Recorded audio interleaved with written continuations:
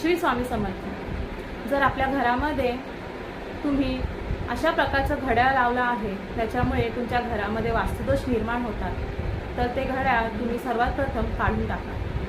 तर ते घड्याळ कुठल्या प्रकारचं, तर आपण जर घरामध्ये देवी देवतांचे फोटो असलेले, फ्रेम असलेले घड्याळ आपण जर आपल्या भिंतींवर लावतो, तर ते फोटो फ्रेमचे घड्याळाचे काट्यांप्रमाणे त्या मूर्ती देखील अस्थिर होत असतात, त्या चंचल होत असतात।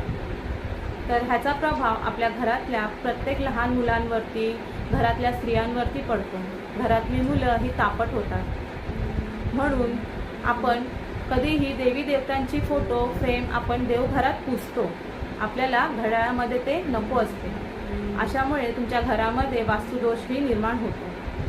त्याच्यामुळे सर्वात प्रथम जर घरात तुमच्या असे देवी देवतांचे फ्रेम असलेले